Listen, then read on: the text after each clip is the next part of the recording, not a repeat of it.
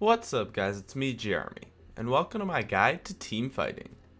Although it happens very often, team fighting is a very complicated aspect of the game. Let's get started. Let's start by describing a team fight. A team fight is of course where both teams fight it out to see who can come on top, but there are quite a few characteristics to notice. There are three parts, or lines, to a team fight: the front, middle, and back lines. The front lines try to create an impassable wall and lead the charge and initiation into the enemy team. These people are often diving your opponent's back lines and are usually really tanky or are assassins. The mid line is the players who have a good balance between tankiness and damage to be able to kill tanks, or they are trying to kite and peel for the back line. The back line is of course the champions that do a ton of damage but die really fast and thus must stay in the back to be protected. It can also include champions that are squishy that are trying to protect the carries as well. It's very important to know which line you are a part of, so analyze your champion and know your role in a team fight. And now with that beautiful segue, let's talk about roles during a team fight. The AD carry role is fairly simple.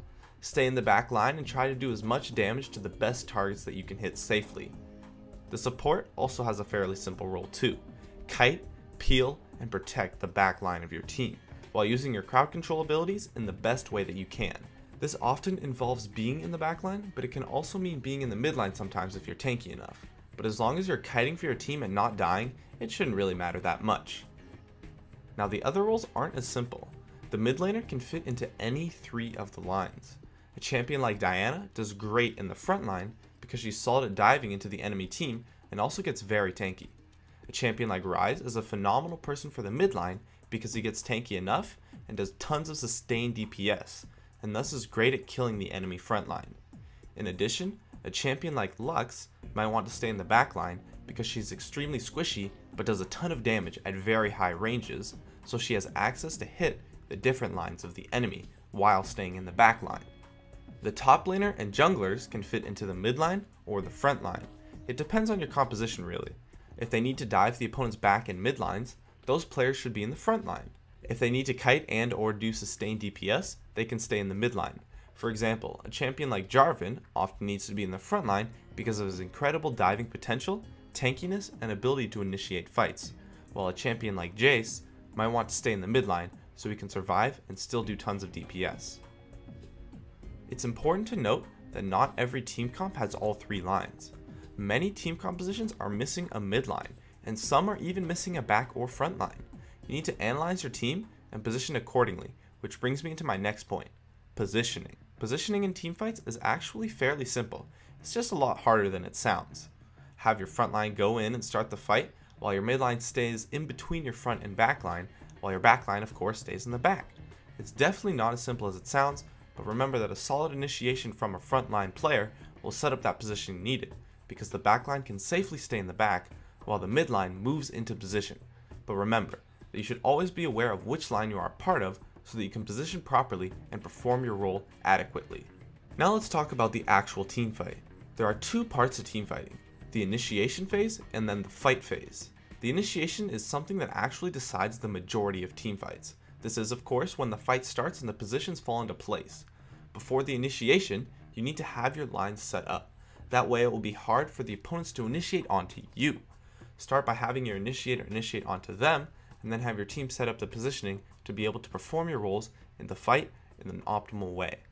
It's good to note that the best initiations happen on someone that is caught out. When you see someone caught out and in the wrong line, just jump on them for an easy catch and an easily won fight.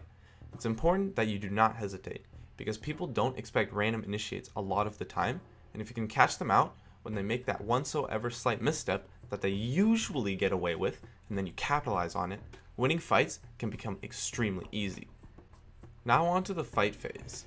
The strategies for this phase is fairly simple. Everyone assembles into their respective lines and performs their respective roles as mentioned earlier. Hit your crowd control on the best targets that you can, and try to protect your carries while trying to kill your opponent's carries if you can. I did go over this in a previous video, but I'd like to mention it again, and it should be noted that diving usually isn't that good of an idea unless you have a team composition for it, because kiting is such a strong mechanic in the game. Heck, kiting is why the support role exists and is viable, because they can kite so well and thus be very useful in teamfights despite not being able to do that much damage. And this brings me to my next point actually, which is knowing your team composition. It's very important to understand your team comp. If your comp has no midline, then your AD carry must be ready to survive a very strong dive onto them. Vice versa, if your team has a strong midline, your AD carry must be ready for heavy protection and be able to do tons of damage in fights. Some comps, like a poke comp, don't even want to teamfight at all, and thus have no front line, so you need to be ready to avoid initiations. I'm not going to go into the specifics of every comp right now, but knowing what your team comp is and how to play it will give you a very solid idea of how to position and what to do during fights. In addition, you need to know your opponent's composition too. If they have no front line, you can be trying to start teamfights a ton, but if they have a strong midline, you don't want to dive into their backline because it'll be very hard and you can get kited very easily, and other things like that. Recall all the information I listed and realize that that is what your opponents will be doing. If any one of them is in a line that they shouldn't be, that almost always leaves a target open that can easily be picked off and focused down. Or, if your opponents teamfight poorly, take advantage of that and focus them down too. It's all about outplaying your opponents. And I think that just about wraps up my tips for teamfighting. I hope you enjoyed my phenomenal segues in this video, and I'd love it if you could support me with a like or some feedback in the comments. And if you have any questions, you can join me in the North American chat room, Gaming Curios, of which I am always in when I go online. Please subscribe for more awesome content in the future if you enjoyed this video, and I would love it if you could follow me on Facebook or Twitter, of which I will have links in the description. As always, thanks for watching, and I'll see you guys next time.